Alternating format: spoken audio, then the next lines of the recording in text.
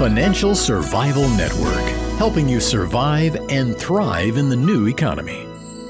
Go to CarrieLutz.com and sign up for 30 free micro trainings on financial survival. The show is brought to you by Miles Franklin. When it comes to protecting your wealth, you know there's nothing better than gold and silver. And when I want gold and silver, I go to Miles Franklin because they've been around 22 years, and when you buy, they ship. For more information, go to milesfranklin.com or call them at 800-822-8080 and get a free quote.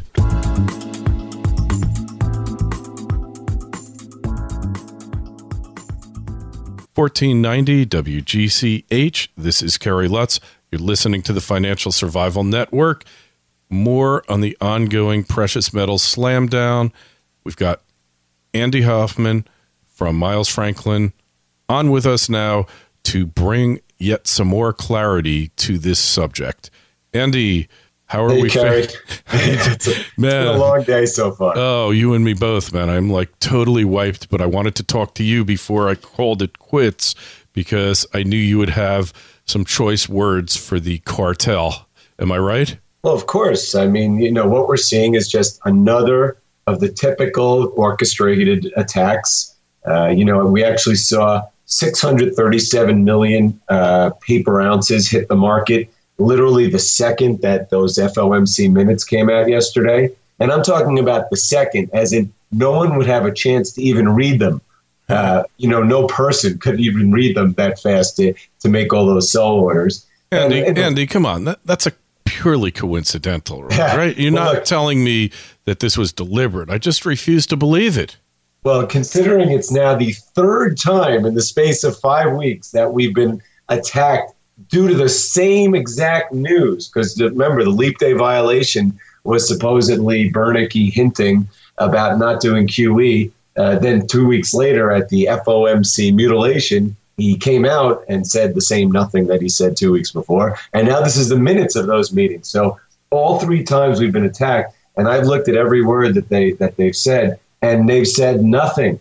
They said as little as the ECB said today when they had their meeting. They said, we're keeping interest rates unchanged and continuing to watch everything. So, look, back in the leap day violation, gold and silver had finally broken out after 5 months of attacks. They were about to, go to new highs. Certainly gold was close to going to new highs. And so they create that attack. And, then they had to do it 2 weeks later. And certainly gold was about to push through its 200-day moving average yesterday. So, look what you get in the afternoon. As far as the ramifications, what we're going to do is we're going to get very shortly a spike in physical demand, just like we saw in September when we had a massive increase in retail buying of silver when they pushed it to $30. And I expect the same thing now. The point is they can keep up with all these paper attacks, but the chinks in their system are that there is an actual physical market out there, and there also is an exponential amount of money printing and debt growth that they can't hide from the world. Absolutely, and I think if memory serves me correct, last time we talked, we said the smackdown was coming this week, and the employment number is always the day where the smackdown, guaranteed it's going to occur, whether they added 1 trillion jobs or whether everybody is out on the corner of the street selling apples. That number is the cue to the cartel hammer it. And then we've got narrowly thin traded markets because it's a holiday week, and it was just ripe to just go all in and try to exact the maximum damage and paint the tape. And for all their efforts, I'm not bowled over, I'm not impressed. Well, here's what I wrote yesterday morning, okay? So just hours before this happened. Nothing to do with the Fed meetings or minutes or anything. I wrote in my piece, don't forget this is NFP payroll week. So aside from our mandatory daily waterfall declines, we will likely be treated to at least one major operative, irrespective of what the numbers turn out to be.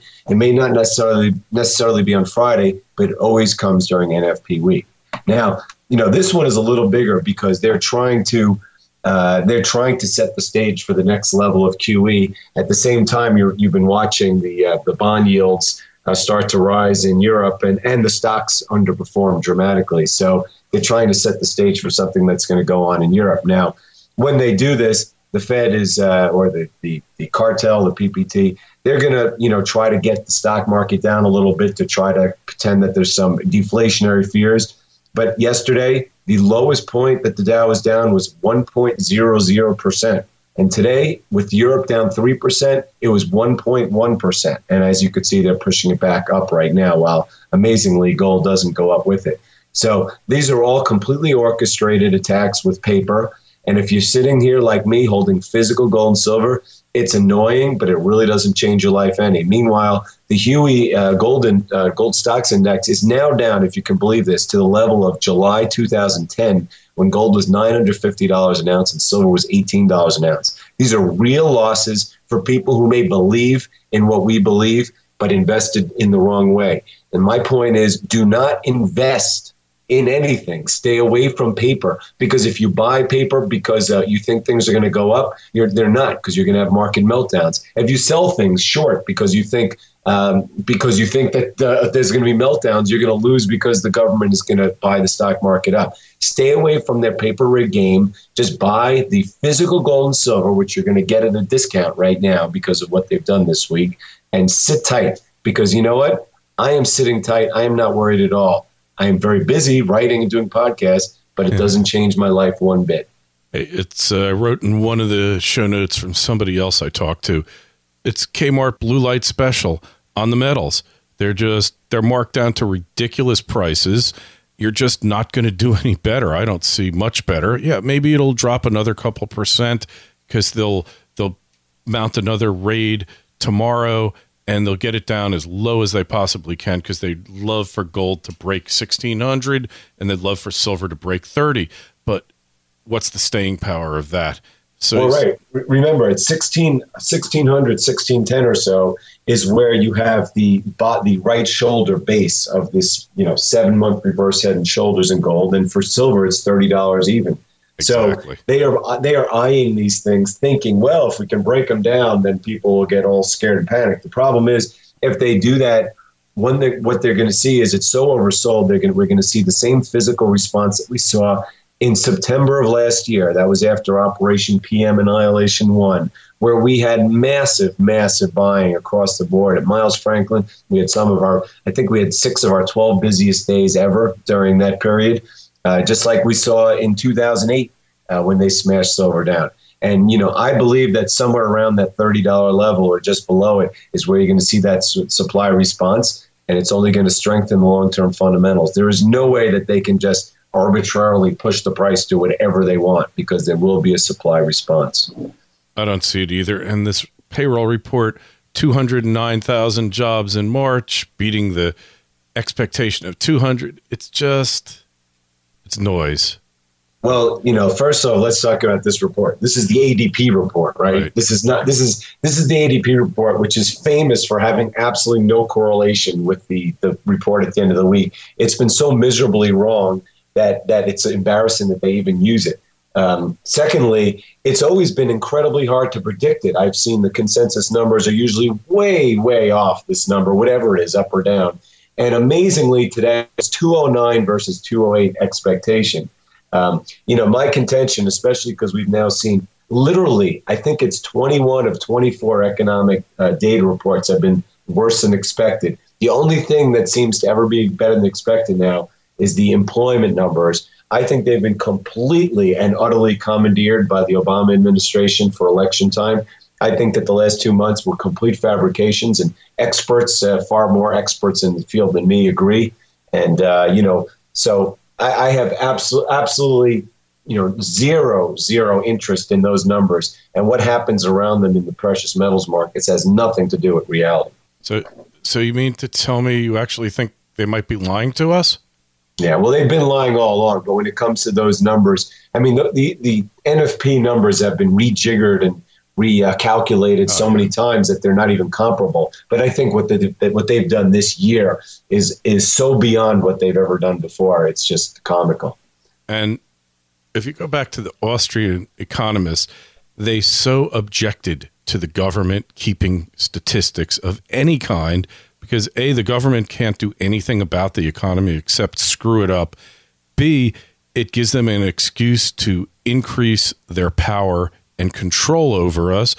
And C, they can use it as a form of propaganda to try to make people, to make you believe that you see things are bad, but they're not as bad as you thought they were. They're better than you thought. So for those three reasons, the government should be out of the statistic business. It doesn't help us in the least. Well, today's rant, or the one that came out yesterday, is called the Dow Jones Propaganda Average. I read it. And then actually, for readers, I think you'll really enjoy it because I've put the last, I can't remember how many it was, maybe a month or two worth of Dow charts. And you'll see that on 2/3 of the days, of the trading days of the last 2 months, you've seen the identical trading pattern. And guess what, Kerry? It's the same pattern today. It bottoms in the first 45 minutes of trading. And I even wrote it when I put out my piece when I was writing this morning for this afternoon. I said, look at the first hour trading. I could see already that they've already carved out the bottom. And sure enough, it's the same thing. It is completely and utterly manipulated, even more so now than gold, if you could believe, is the Dow Jones average. You mean there's gambling in here? I'm shocked.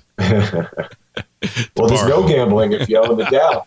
Yeah, or if you work for the boys, as we say, then it's a surest thing as you can get, because they don't follow the news, they make the news.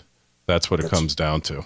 Yeah, well, market action makes commentary. That's Bill Murphy's statement from 12 years ago, and that's how it works. They want, they don't want the Dow down a lot, but they like this 100 points, because then they'll get their mainstream media puppets to say that there's deflation. Meanwhile, the drop in the Dow the last 2 days doesn't even blip. It's a straight line up for the last 6 months since they started, going into this perma PPT thing. So, but they want the word deflation out there so that they can write gold bull over. And, meanwhile, if you own paper gold assets, they will beat you. People are getting destroyed right now. And I know people who own the gold stocks now saying, oh, yeah, well, I have confidence it'll come back. No, they don't have confidence. They're losing everything and they're being forced to sell. And that's what the cartel wants. They want you to buy their rigged paper things that they can destroy, whether you're short or long. And they want you to stay away from the physical stuff, which is their silver bullet. Hey, you can own TVIX, which is that double long VIX volatility one, and it can suddenly plummet 60% in 3 days with no explanation. So you can lose in many, many different ways with ETFs. And I agree. I couldn't. If I'm saying to stay away from paper assets, I'm saying to stay away from those leverage ETFs 10 times more, because those will kill you no matter what you do. Yeah, the theory looks wonderful. They look great on paper. And then when you see what they actually do, run. So on that note, Andy, we got to run. So milesfranklin.com. We'll talk to you next week, and hopefully the carnage will be over. Great. Thank you, Kerry.